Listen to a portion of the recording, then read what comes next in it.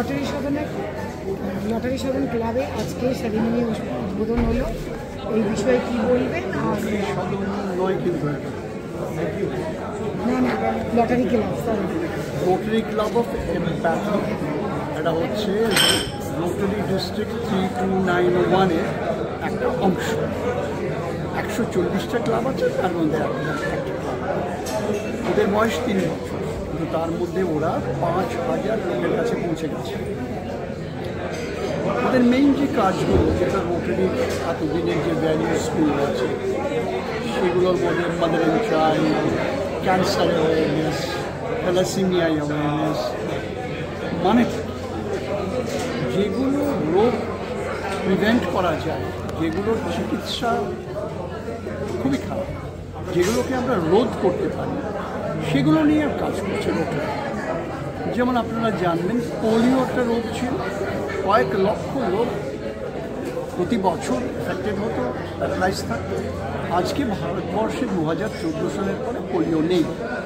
সারা পৃথিবীতে শুধু আফগানিস্তান আর পাকিস্তান ছাড়া কোথাও নেই। তার কারণ হচ্ছে রোটারি 40 বছর ধরে লাগাতার কাজ করেছে, ওষুধ, সমস্ত ওষুধ কিনে সারা পৃথিবীতে ছড়িয়ে দিয়েছে, সরকারের সাথে হাত মিলিয়েছে, পোলিও চলে গেছে। এবার আমাদের নতুন টার্গেট ছিল, সেটা হচ্ছে দুটো। এক হচ্ছে থ্যালাসেমিয়া। থ্যালাসেমিয়া একটা রোগ, যে রোগটা বংশগত। বাবা এবং মা দুজনই যদি বাহক হয় রোগটা, তাহলেই থ্যালাসেমিয়া হবে, আদারওয়াইজ কিন্তু থ্যালাসেমিয়া হবে। থ্যালাসেমিয়া এমনি কোনো ইনফেকশন বা আমি রক্ত নিয়েছিলাম বা হাসপাতালে বসে তা হয় না। থ্যালাসেমিয়া হওয়ার জন্য বাহক দরকার। দুজন যদি বাহক না হয়, তাহলে থ্যালাসেমিয়া কোনোদিনও হবে না। স্বামী স্ত্রীর মধ্যে একজন যদি বাহক হন আর একজন বাহক না হন, তাহলে থ্যালাসেমিয়া হবে। অর্থাৎ দুজন বাহক নন, বিয়ে করলে থ্যালাসেমিয়া হচ্ছে না। একজন বাহক নন, তাও হবে না। দুজন বাহক যদি বিয়ে করেন, তাহলেই চান্স থাকবে প্রতি প্রেগনেন্সিতে 25% থ্যালাসেমিয়া হওয়ার সম্ভাবনা আছে। তাহলে আমরা কি বলছি, যারা কয়েকদিনের মধ্যে, কয়েক বছরের মধ্যে বিয়ে করতে যাচ্ছেন, তাদের বলা হচ্ছে তোমরা ব্লাড টেস্টটা একটা টেস্ট করে নাও, বিয়ের আগে একটা টেস্ট করে জেনে নাও তোমরা বাহক। ভারতবর্ষের পশ্চিমবঙ্গে 90% হচ্ছে বাহক নন, মাত্র 10% হচ্ছে বাহক। এটা যদি আমরা জেনে যাই, কোনো অসুবিধা নেই। যারা বাহক নন, ওরা ইজিলি বাহককে বিয়ে করতে পারে। শুধু আমাদের প্রশ্ন হচ্ছে, একজন বাহক যেন আরেকজন বাহককে বিয়ে না করেন। কিন্তু এখন বলছি, আপনারা দুজনেই যদি বাহক হন, হাজব্যান্ড ওয়াইফ, আপনারা নিশ্চিন্তে বিয়ে করতে পারেন। কিন্তু সাবধান বাণী হচ্ছে, যখন মহিলা প্রেগনেন্ট হবে, 3 মাসের মাথায় একটা টেস্ট করা হবে। সেই টেস্টের মাধ্যমে বোঝা যায় যে গর্ভে যে শিশুটি এসছে, সে থ্যালাসেমিয়া না থ্যালাসেমিয়া নয়। যদি থ্যালাসেমিয়া হয়, অ্যাবর্শন হবে, আর থ্যালাসেমিয়া যদি না হয়, কন্টিনিউয়েশন অফ প্রেগন্যান্সি হবে। এত চিন্তা কিসের? কারণ থ্যালাসেমিয়া শিশু 5 থেকে 6 বছরের বেশি বাঁচে না, কারণ ওর শরীরে রক্ত হওয়ার যে পরিস্থিতি, সেটা তৈরি হয়, যার জন্যে ওরা 5 থেকে 6 বছর বয়সে মারা যায়। ওদের বাঁচিয়ে রাখতে হলে প্রতি মাসে কাউকে 2 বার, কাউকে 3 বার, কাউকে 5 বার রক্ত দিতে হবে। মানে বাচ্চাটি 3 বার 5 বার মাসে রক্ত নেবে, এবং সেই রক্ত নেওয়াটা কত কঠিন, কত কষ্টকর, একটু আগে যেটা ভিডিও আপনারা দেখেছেন, তাহলে উপলব্ধি করতে পারবেন। এরকম যে কষ্টকর পরিবেশে বাচ্চাদের ছেড়ে দিচ্ছে, সেই বাচ্চারা সাফার করছে, বাচ্চার মা বাবারা সাফার করছে, সমাজ সাফার করছে, কারণ সমাজকে রক্ত দিতে হচ্ছে। আর চতুর্থ হচ্ছে, হাজার হাজার কোটি টাকা সরকারকে খরচ করে।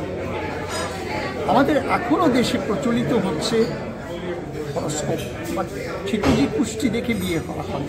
আমাদের এপিল হচ্ছে, হরস্কোপ টু মাইক্রোস্কোপে চলে আসুন। হরস্কোপকে উড়িয়ে দেবেন না, কিন্তু মাইক্রোস্কোপের সাহায্য নিতেই হবে।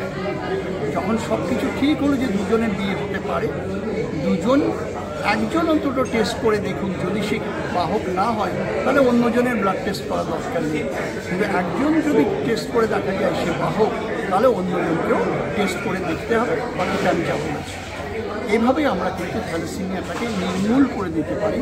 কারণ থ্যালাসেমিয়ার কোনো চিকিৎসা নেই, 99% কোনো চিকিৎসা নেই, কিন্তু লাকিলি 100% প্রিভেন্টেবল। 100% আমরা আটকে দিতে পারি। যে রোগকে 100% আটকানো যায় তাকে কেন আমরা করব? আমরা এর মধ্যেই ম্যারেজ রেজিস্টার্স যারা, তাদের সাথে কথা বলেছি। তারা আমাদের বলেছেন যে যারাই অ্যাপিল করবে বিয়ের জন্য তাদের এই টেস্ট করতে বলা হবে। আমাদের পশ্চিমবঙ্গের গাইনোকোলজি সোসাইটির সাথে আমরা হাত মিলিয়েছি। ওরা সেই প্রিন্যাটাল টেস্ট, মানে গর্ভবতী মহিলার টেস্ট ওরা করে দেবেন। আর কয়েকটা ল্যাবরেটরিজ আছে যারা 1,500 টাকার কাজটা 160 টাকায় করে দিতে রাজি হয়ে গেছেন।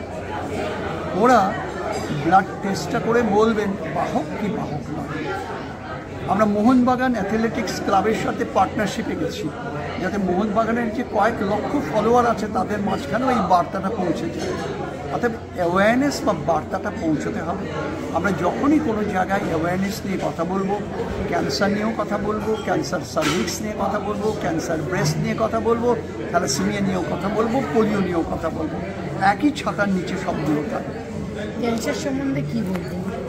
সার্ভাইকাল ক্যান্সার আরেকটা মহিলাদের রোগ, যেটা ভয়াবহ রূপ নেয়। চিকিৎসা সেই কেমো বলুন, রেডিয়েশন বলুন, অনেক কিছু।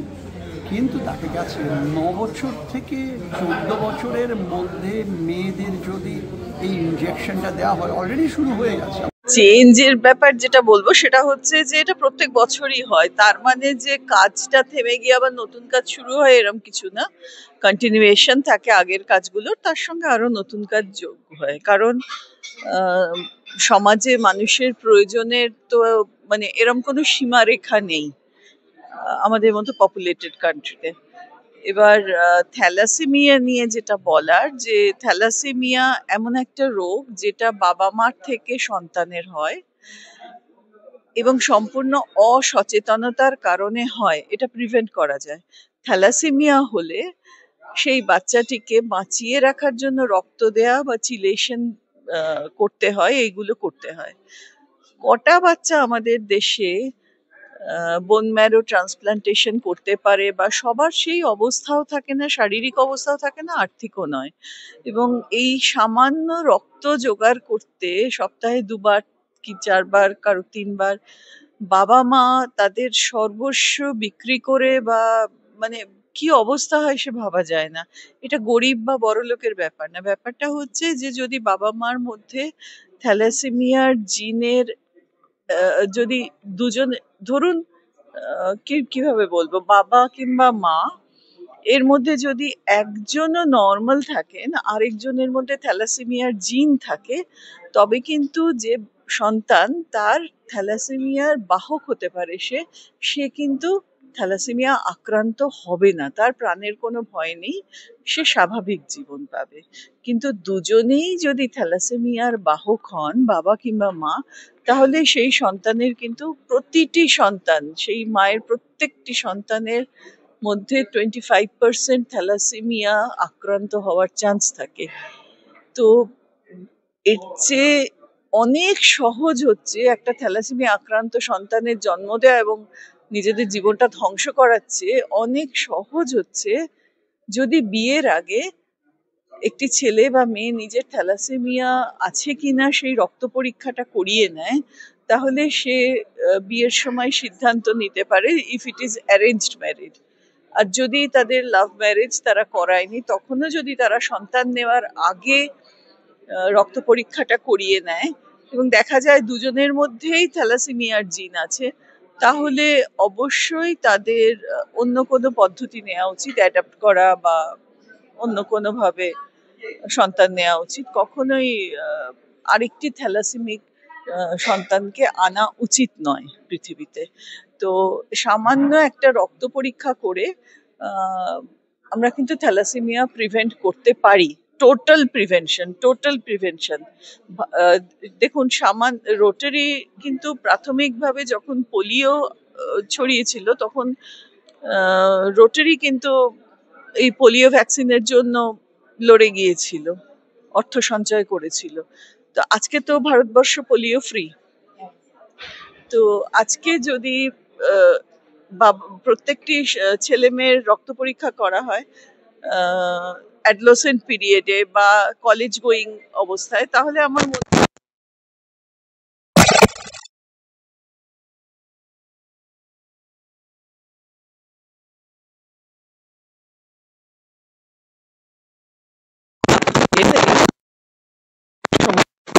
আমরা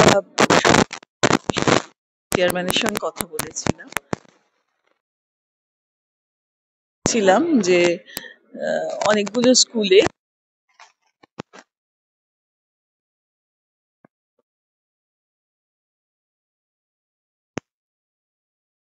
কোর্স করিয়েছিলাম, সার্টিফিকেট কোর্স। ঠিক সেরকম থ্যালাসিমিয়া এবং সার্ভাইকাল ক্যান্সার যে কারণে হয়, এইচপিভি ভ্যাকসিনেশন, এইসবের অ্যাওয়ারনেস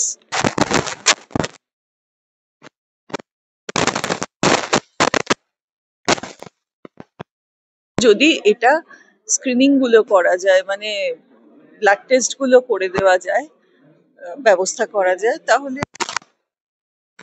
ক্লাসের ছেলেমেয়েগুলো তারা নিজেরা সচেতন থাকবে তাদের জীবনে।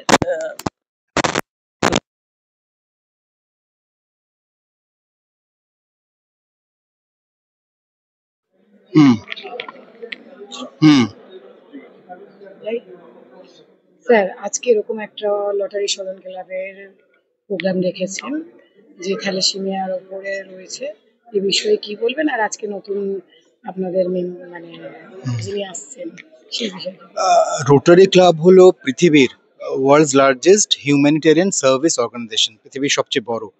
এছাড়াও রোটারি ক্লাব রেটিং হিসেবে গ্লোবালি যত সার্ভিস অর্গানাইজেশন আছে তার মধ্যে one of the highest rated. এবারে রোটারি ক্লাব কিভাবে চলে, আমাদের বছরটা শুরু হয় জুলাই থেকে এবং শেষ হয় আমাদের জুন মাসে, 30শে জুন। সেজন্য আমরা যদি এখন জুলাই মাসে আসি, তখন আমাদের প্রতি বছর রোটারির অর্থ হলো রোটেট করে। এখানে আমাদের রোটারি ইন্টারন্যাশনাল প্রেসিডেন্ট থেকে শুরু করে আমাদের ক্লাব লেভেল অবধি প্রতিটা ক্লাব অফিসার প্রতি বছর এই 1st অফ জুলাইতে নতুন আমাদের টিম আসে এবং 30th জুন পরের বছর সেটা চেঞ্জ হয়ে শিফট হয়ে যায়। তো এইটাকে সেলিব্রেট করার জন্য আজকে আমাদের এই ইনস্টলেশন সেরিমনি। যখন আমাদের ক্লাবের যারা পদাধ্যক্ষ, যারা আমাদের ক্লাব অফিসার হবেন, যেমন প্রেসিডেন্ট, সেক্রেটারি, ট্রেজারার এবং তার ক্লাব অফিসার, তারা আজকের দিনে আমরা সেটাকে সেলিব্রেট করি যে এরা আমাদের পরের বছরটাকে, এই যে অনগোয়িং ইয়ার, মানে 1st অফ জুলাই থেকে 30th জুন, এনারা আমাদের চালিয়ে নিয়ে যাবেন পুরো বছরটা। এনাদের একটা নিজস্ব গোল থাকে এবং প্রতিটা ক্লাব আমাদের এই ডিস্ট্রিক্ট RID 3291-এ, যার ডিস্ট্রিক্ট গভর্নর হলেন ডক্টর রামেন্দ্র হোম চৌধুরী, ওনার সুপারভিশনে বা ওনার গাইডেন্সে আমাদের 140+ ক্লাবস রয়েছে। তার মধ্যে একটা হলো আমাদের rotary Club of Calcutta empathy. এই যে আমাদের 140টা ক্লাব বললাম, এনাদের সবারই এখন প্রাইমারি অবজেক্টিভ এই বছরে under the guidance of doctor Ramendra Hom Chowdhury হলো কিভাবে আমরা থ্যালাসেমিয়াকে নির্মূল করতে পারি। তার কারণ গ্লোবালি আমরা দেখেছি এটার জন্য কোনো ওষুধ লাগে না, অ্যাওয়ারনেস অ্যান্ড স্ক্রিনিং দিয়ে আমরা প্রিভেন্ট করতে পারি। যেখানে আমাদের দেশে প্রতি বছর 26 লাখ ইউনিট, মানে 2.6 million bottles of blood loss হচ্ছে, যেটা আমরা অন্য কাজে লাগাতে পারতাম, এখন সেই এত বোতল রক্ত আমাদের খালি ট্রান্সফিউশন করতে লাগে থ্যালাসেমিয়ার পেশেন্টদের। তাই এই যে আমাদের ইউজ বলুন বা ব্লাডের যেটা আমাদের থ্যালাসেমিয়ার জন্য লাগছে, এইটাও কিন্তু আমরা অনেক ক্ষেত্রে আটকাতে পারবো যদি আমাদের পার্সেন্টেজ যেটা থ্যালাসেমিয়া পেশেন্ট আছে সেটা আমরা গ্র্যাজুয়ালি কমাতে পারি। সেই জন্য আমাদের যে ডিস্ট্রিক্ট গভর্নর রামেন্দ্র হোম চৌধুরী, ওনার গাইডেন্স এবং আমাদের সবগুলো ক্লাবের প্রাইমারিলি অবজেক্টিভ হলো আমরা গ্র্যাজুয়ালি আমাদের প্রাইম অবজেক্টিভ আমরা এই থ্যালাসেমিয়া নির্মূল করার দিকে গ্র্যাজুয়াল রিডাকশন হবে across not only our district but across Bengal, India and globally. এই পদক্ষেপ নিয়ে আমাদের এই কাজ এখন চলছে এবং এই বছর ধরে এবং তারপরেও এই কাজ নিয়ে চলবে। দর্শকদের উদ্দেশ্যে কি বলবেন? দর্শকদের উদ্দেশ্যে আমি এটাই বলবো, আমাদের যেমন rotary Club of Calcutta empathy, আমি হলাম আমাদের ডিস্ট্রিক্টের ডিস্ট্রিক্ট ওয়েবমাস্টার, পুরো ডিস্ট্রিক্টের যেগুলো আইটি এঙ্গেজমেন্ট হয় সেগুলো আমাদের দেখার কথা। সেরকমভাবে আমাদের এই যে 140টা ক্লাব আছে তার মধ্যে আজকে আপনারা যেখানে এসছেন rotary Club of Calcutta empathy, আমাদের যদি রোটারিতে আপনারা জয়েন করেন তাহলে আপনারা ইন্ডিভিজুয়াল লেভেলে না, আপনারা অনেক বড় লেভেলের মাপের কাজ দেখবেন এবং তার মধ্যে অ্যাসোসিয়েটেড হতে পারবেন। এর থেকে একটা ভালো লাগার ব্যাপার আছে এবং এর মধ্যে কোনো ফোর্সফুল কিছু নেই, যার যেরকম যেভাবে ইন্টারেস্ট হয় সেরকম ভাবে সে সহযোগিতার হাত বাড়িয়ে দিতে পারে। তা আমরা চাইবো আপনারা যারা শুনছেন তারা যেন রোটারিয়ান হন বা রোটারি ক্লাবের মেম্বার হন, তাতে আপনার সোসাইটির জন্য কিছু কোনো না কোনোভাবে কন্ট্রিবিউট করতে পারবেন। এটাই আমাদের অবজেক্টিভ এবং আমাদের এটাই আশা থাকবে যারা শুনছেন তাদের মধ্যে অনেকে এগিয়ে আসবেন এবং আমাদের রোটারি ক্লাবের সদস্য হবেন। এটাই। আপনার নাম স্যার?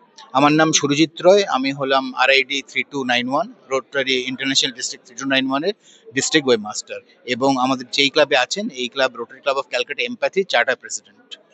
Thank you. এই বিষয়ে কি বলবেন? সাংঘাতিক দায়িত্ব, কারণ আমাদের ক্লাব এটা 3 নম্বর বছর, থার্ড ইনস্টলেশন সেরিমনি, আর 70% অফ দি মেম্বার্স হচ্ছে মেডিকেল প্র্যাকটিশনার্স। তো আমাদের তো ডিস্ট্রিক্টের এবারে থিম হচ্ছে থ্যালাসেমিয়া।